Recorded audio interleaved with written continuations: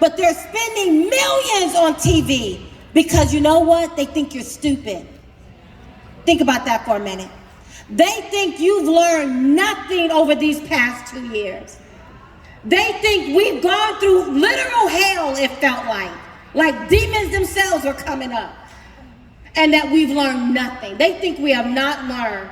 Democrats have put their foot on our throat for the past 2 years. If we have learned anything, it is that we need a fighter. We need someone. Republicans no longer need to be just a speed bump on the way to communism. Hello, folks, and welcome back to Liberty Under Assault. This is Chris in Central Pennsylvania, and this one's focused specifically on Pennsylvania. What am I talking about? Just days away from the primary on the 17th of May, 2022, and we see the slimy, dirty, underhanded, nasty tactics of the Republican Party come out to play. Oh, from that comment, you might go, well, Chris, you must be a registered Democrat or a leftist. No, I'm not. I'm a conservative and a registered Republican, and the slimy, usual swampy politics are on display. And what am I talking about specifically? The smear campaign against senatorial candidate Kathy Barnette, a patriot, a veteran. But you're funny, Fox News talks about her opponent and mentions he's a veteran, fails to mention that Mehmet, the other opponent, is a foreign national, a Turkish national, and fails to mention that she's actually a veteran too. Typical. If this were a Democrat, we'd be hearing screams of misogyny and racism because, gosh, she's a woman. Oh, by the way, she happens to be black, too. Hello, everybody! Wow, this is huge. Look how many. They're spending millions. That's what Kathy Barnette says, and in fact, they are.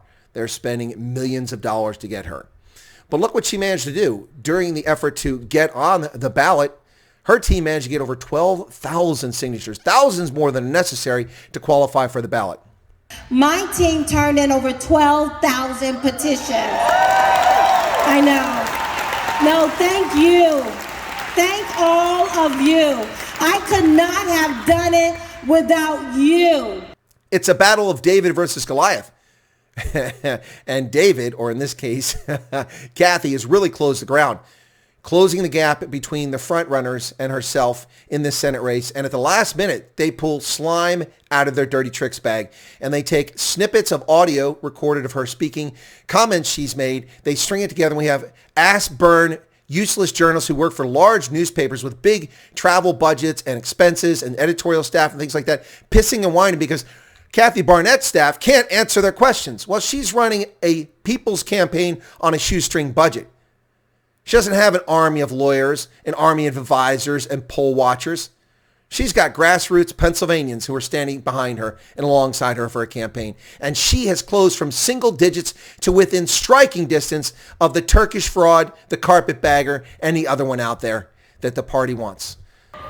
Y'all heard about the story of David and Goliath? How did that end?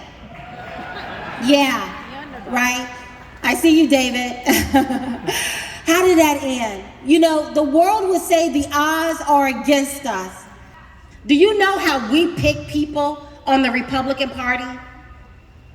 We pick people based on the fact that they don't need you. Think about that for a moment.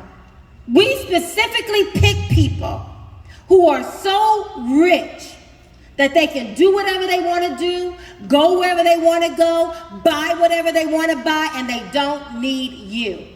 Except go vote for me and then shoot. Think about that. I tell you no lie. I've been doing this for 11 months right about now. Do you know what the first 3 questions people ask me? How much money? Say it louder. How much money can you raise? How much money can you raise? Nobody asked me my values. No one asked me if I'm really a Republican or if I'm just a Trojan horse. Foolishly, Donald Trump betrayed us in Pennsylvania and endorsed Mehmet, a TV personality like himself. For all the leftist hate wankers who are constantly saying, well, they only vote the way Trump tells them to, wake up. You're idiots, and this case proves it. This race proves that you're fools. Conservatives, Donald Trump jumped on our bandwagon. We didn't jump on his. Here's the reason why I got 3 carpetbaggers who are parachuted into our state. And let me tell you, I'll make a promise. When they lose, you will never see them again. And if they win, you will never see them again. I can promise you that.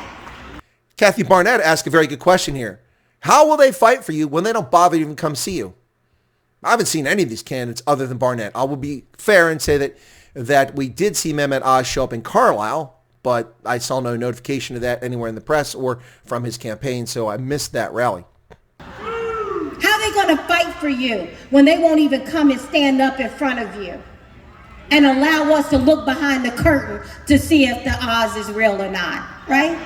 They won't even come and stand in front of you, right? Let me tell you something. I need you. I need you.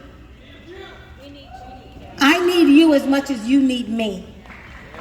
I do. I am your best chance at ever getting anyone in office who will actually fight for you, who actually understand the issues beyond just the surface. She's come under attack. They claim she's not a veteran. They claim she doesn't have a DD-214. 98% of Americans have never heard of DD-214, a discharge paper from military. She's got one of those. I remember making a conscious decision. I was getting ready to graduate from boot camp in Fort Dix, New Jersey. I was walking across the base and I was minding my own business and I had an epiphany. They could send me to war and I could die. I probably should have had that epiphany before I signed up, but better late than never. And I remember as a very young girl thinking to myself, I mean, what would I be laying my life down for? And that started me at a very early age, 18, of reading one substantive book about each of our founding fathers. And then it caused me, even to this day, of continuing to read, who are we as a nation? She went to Fort Dix for basic training. She served in the reserve component for 10 years. She never claimed she deployed. That's a lie. They're lying about her. And she never said she supported Black Lives Matter, taking snippets and distorting the truth. Don't fall for this nonsense, folks. Listen to Kathy Barnette in her own words. This is her story. Let me tell you my story. I grew up below the bottom rung of the economic ladder. Some of you may not know my story. I grew up on a pig farm. I grew up in a home with no insulation, no running water, an outhouse in the back and a well on the side. I often say we were so poor we couldn't afford the other O. We were just po. But God was so faithful. Because when you're a child and you're loved, you have no idea how dire your situation is. But it was pretty dire. But as I compare my life to my children, I have 2 children. I am 2 kids. I am a black woman married to a black man raising black babies. And I'm always constantly comparing and contrasting the world in which I grew up in versus the world my babies are growing up in. Because see, my babies are real privileged and I make no apologies about it. I am so grateful to God. My babies have no idea what it feels like to stand in front of an empty refrigerator door and wonder where their next meal is going to come from. I'm grateful to God for that.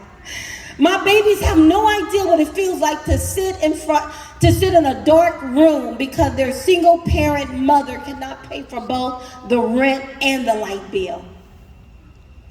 My babies have no idea. They're living real good lives right now. And I'm so grateful to God that this country has afforded me the opportunity to be able to claw my way from underneath a rock and to be able to build a different life for myself, to create a different story for myself, right? But that America that allowed me to be able to claw my way into a different story, that America is about to come to a close. Last night I was at Penn State University, a room full of, I think it was maybe 80 Republican Gen Zers. I love Gen Zers. They're awesome.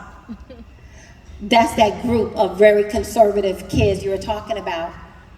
And I'm looking at them and I'm almost wanting to be hesitant to tell them about what their future is about to unfold in front of them. Because they're so hopeful. They're so bright-eyed and bushy-tailed. Who wants to crush that, right? But I am running because that America, you know, my family, they had every reason to call me a victim. But not one time do I remember anyone calling me a victim. They had reason. That house I described, my great-great-great-grandmother Rhoda grew up in that home. She was a slave. I have the blood of slaves coursing through my veins. By the time I came around, Jim Crow was no longer the law of the land. But my grandmother would walk me around in our little town in deep Alabama and point out the building she had to enter in from the back. I can still remember, you know, like the dirty outline of the signs that said blacks only or whites only. I can still remember that as a child. And yet no one ever looked at me and said, Kathy, because you're black, because you're a woman, because you're poor, all the odds are against you. No one ever said that. And they had every reason to decry victimhood if they wanted to. And I just don't remember anyone ever saying that to me. And as a result, I became the first in my family to go and finish college. I spent 10 years in the military where I was accepted into officer candidacy school.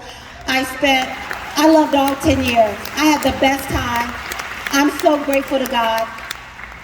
I spent several years in the financial industry working with A.G. Edwards & Sons and Bank of America Capital Asset Management.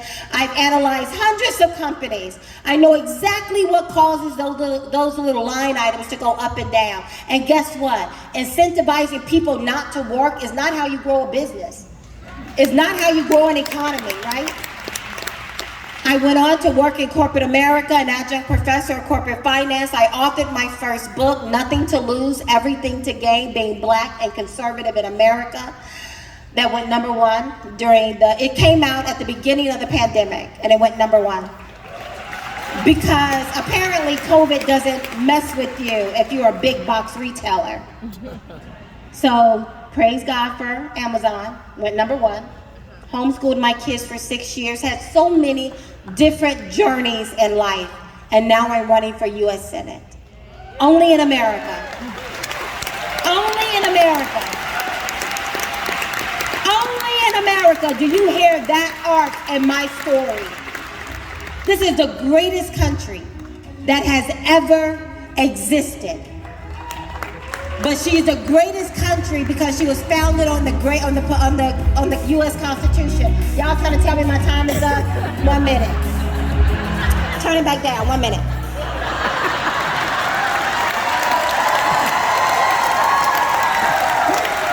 Listen, you need a candidate who has a backbone that is sturdier than ear cartilage. We're in a battle. Senator Doug, he's always talking about walk as free people. I used to hear you say that and it didn't really register. But let me tell you, that is the best antidote to totalitarianism.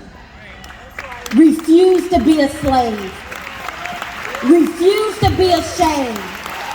They will try to make you ashamed. All this praying, all this talking about Jesus this and Jesus that. What is the alternative? What they're talking about? Murdering babies? Is that what we should be doing? I will not evolve on that. I am the byproduct of a rape. My mother was 11 years old when I was conceived. My father was 21. But my grandmother, I saw her sign her name by just making a mark. But she had more common sense. And she understood science more than most of the people I live around. Because she saw me in my mother's womb and she said, that's a life. She said, that's a life.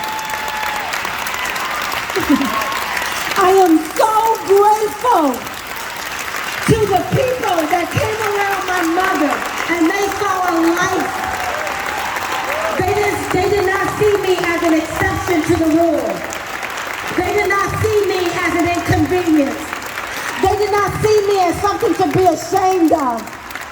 I am so grateful. I did nothing for someone to look at me and say, I'm going to murder her. And I am so grateful because for me, I have two amazing children that when my husband and I release them into society, they are the type of citizens you want to have. All of that would have been eradicated. I am not ashamed of who I am. I will not be evolving. The same face you see today is the face you will see in the general. And I believe our people will vote for it. Thank you so much. Thank you so much.